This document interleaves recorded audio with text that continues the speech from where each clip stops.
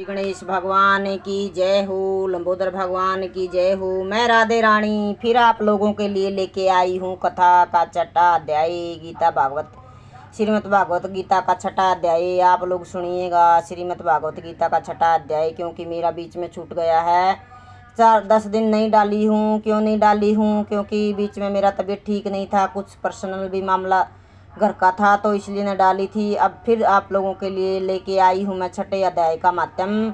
आप लोग सुनिएगा। मेरी यूट्यूब फैमिली सबको राधे राधे, हाथ जोड़ के सबको राधे राधे, छोटे बड़ों को सबको राधे राधे, और भूल चूक को तो माफ़ कर देना। श्रीमन भगवान नारायण भगवान की जय हो, श्री हरि की जय हो।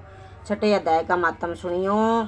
आप लोगों का बहुत धन्यवाद होगा। जेठ का महीना चल रहा है, अपने पितरों को ये नारायण भगवान आपको साक्षी मान के मेरे पितरों को मोक्ष देना, हमें आशीर्वाद देना।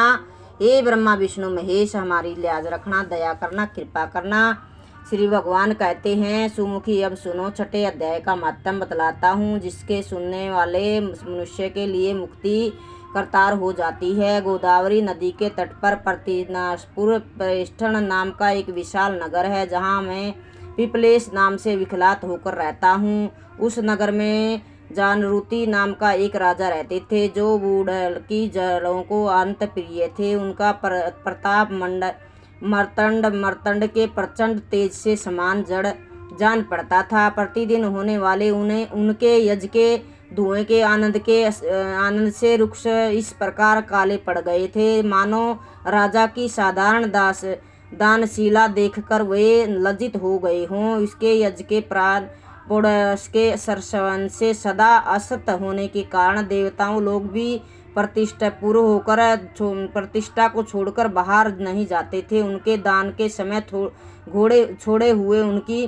धारा प्रताप रूपी तेजी उनके यज्ञ के धुएं से पुष्ट होकर मेघ ठीक समय पर वर्षा करते थे। उस राजा के शासन को इसीलिए खेती में होने के 6 प्रकार के उपद्रवों के लिए कहीं थोड़ा भी स्थान नहीं मिलता था, और अच्छी नीतियों का प्रशन प्राप्त होता था। वे बावली कुएं और पोखरे खुदवाते थे, बावले बहुत दान पुण्य करते थे। प्रतिदिन भीतर सारथियों को सबको अपना वो सेवा दान प्रदान करते थे। संतुष्ट होकर स्वयं देवता भी उन्हें वर देने के लिए आए। कमलान के समान उज्ज्वल आंसुओं का एक रूप धारण कर अपनी आंखों हिलाते हुए आकाश में चलने लगे। उतावले के साथ उड़ते हुए वे सभी हंस उड़कर बातचीत करते थे। उनमें आदि 3 हंस वेग से उड़ते आगे निकल गए। तब पीछे वाले हंसने लगे, बोले संबोधित करने कहा, और भाई बादरम, तुम लोग वेग से चलकर आगे क्यों हो गए हो मार्ग में? जय श्री नारायण भगवान। ओम नमो भगवते वासुदेवाय, ओम नमो भगवते वासुदेवाय, ओम नमः। दुर्गम है, इसमें एक सब साथ मिलकर चलना चाहिए, क्योंकि तुम्हें दिखाई नहीं देता। यहाँ सामने ही पुण्यमूर्ति महाराज जागृति का तेज पुण्य प्रदन संप्रसुट प्रकार से हो गया है। इस तेज से भस्म होने के असंग हैं, अंत साधन होकर चलना चाहिए। पिछले वाले हंस ने ये वचन सुनकर आगे वाले हंस कर पड़े। उसे ऊंचा स्वर से उसकी बातों की अवहेलना करते हुए बोले, अरे भाई, क्या इस राजा के जागृति के तेज ब्रह्मावादी मातम रेख के तेज से भी अधिक तीव्र है? आंसुओं के ये बात सुनकर राजा जागृति अपने ऊंचे महल की छत पर उतर गए और सुखपूर्वक संसार विराजमान हो अपने सारथियों से बुलाकर बोले, जाओ महात्मा रेख की है, रेख यहाँ ले आओ। राजा जागृति का अमृत के समान वचन सुनकर मह नाम का सारथी प्रसन्न प्रकट करता हुआ नगर से बाहर निकला। सबसे पहले उसने मुक्तिदायिनी काशीपुरी की यात्रा की, जहाँ जगत के स्वामी भगवान विश्वनाथ मनुष्यों को उपदेश दिया करते हैं। उनके बाद वह गायत्री में पहुँचे, जहाँ फल्गु नेत्रों वाली भगवान गंगाधार संपूर्ण लोगों का उद्धार करने के लिए निवास करती हैं। तनातर नाना तीर्थों में भ्रमण करता हुआ स्वार्थी पाप नाशनी मथुरापुरी में गया। वहाँ भगवान श्री कृष्ण का आदि स्थान है जो परम महानु व मोक्ष प्रदान करने वाला है। वेद और शास्त्रों में ये तीर्थ त्रिगुणपति भगवान गोविंद के अवतार स्थान के नाम से प्रसिद्ध है। नाना देवता और ब्रह्मादि उनका सेवन करते हैं। मथुरा नगर कालीदैन यमुना के किनारे शोभा पाता है। उनकी आकृति आधे चंद्रमा के समान प्रतीत होती है। वह सब तीर्थों में निवास से संपूर्ण हैं। परम आनंद प्रदान करने के कारण सुंदर प्रतीत होता है। गोवर्धन पर्वत के होने से मथुरा मंडल की शोभा और भी बढ़ जा गई है। यह पवित्र वृक्षों और लताओं से युक्त है। इसे बारह वन में वह परम पुण्य तथा सबको ओम नमो भगवते नारायण नमो विश्वाम देने वाले ऋतुओं के सारभूत भगवान श्री कृष्ण की आधारभूति है। तनातर मथुरा से परिश्रम और उत्तर दिशा की ओर बहुत दूर जाने पर सारथी को कश्मीर नाम नगर दिखाई दिया, जहाँ गंगा के समान उज्जवल गंगा चबुई हिमालय की पातियों भगवान शंकर के 88 भांति लोभ पाती हैं। जहाँ ब्रह्मा के शास्त्रीय आलाप सुनकर मुक मनुष्य भी सुंदर वाणी और बोध का उच्चारण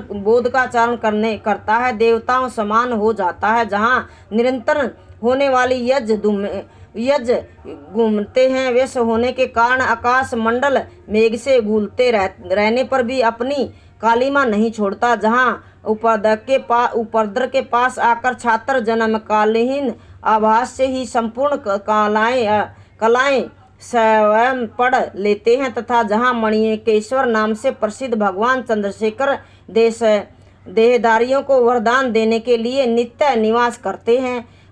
कश्मीर के राजा मणिकेश्वर ने समस्त राजाओं को जीतकर भगवान शिव का पूजन किया था। तभी से उसका नाम मणिकेश्वर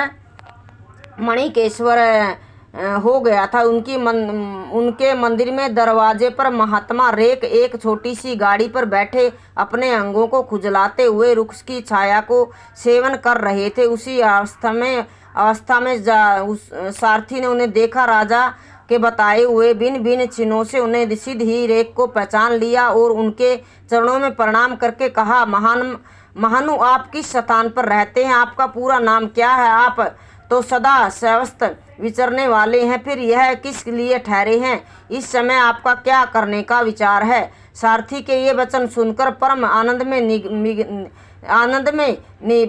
निमग्न रेक ने कुछ सोचकर उनसे कहा, यथापि हम संपूर्ण कामना हैं, हमें किसी वस्तु की आवश्यकता नहीं है, तथापि कोई भी हमारी मनोवांछित अनुसार परिचय हमें करना कुछ नहीं चाहिए। रेक के हृदय अभिपारकों को आदरपूर्वक ग्रहण करके सारथी धीरे से राजा के पास चल दिया। जहाँ पहुंचकर राजा को प्रणाम करके उसने हाथ जोड़कर सारा समाचार विनय किया।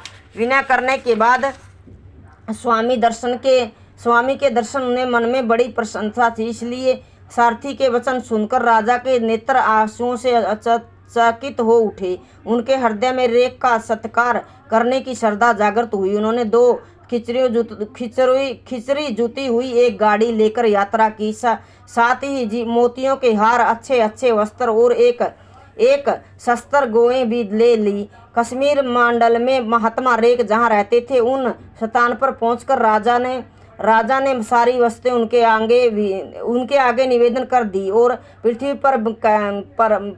पर पड़कर संतुष्ट प्रणाम करके महात्मा रेक के साथ चरणों में पड़े। राजा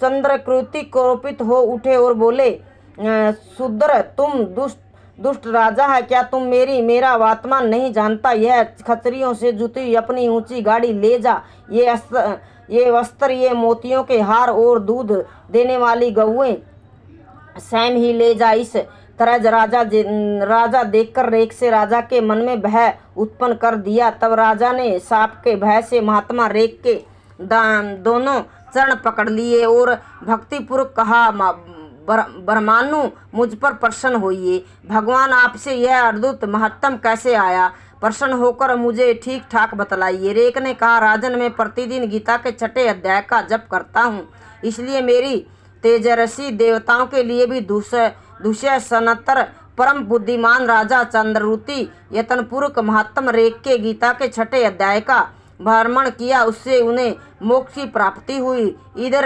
रेख भी भगवान मणिकेश्वर समीप मोक्षदायिनी गीता के 6 अध्याय का जप करते हुए सुख से रहने लगे। हंस का रूप धारण करने वाले वरदान देने के लिए आए हुए देवता भी समर्पित होकर समय अनुसार गए। जो मनुष्य सदा इस एक ही अध्याय का जप करता है वह भी भगवान मणिकेश्वर ही स्वरूप को प्राप्त होता है, इसमें तानिक भी संदेह नहीं है। बोल 6 अध्याय की, गीता के 6 अध्याय की मैं राधा रानी श्री राधा रानी भजन मंडली आप लोगों के सामने 6 अध्याय का मातम लेके आई हूँ। धन्यवाद होगा। बार बार मैं आपसे प्रार्थना करती हूँ, पूरा सुनिए, आधा मत सुनिए। आप लोगों का हाथ जोड़ के बहुत बहुत धन्यवाद। जय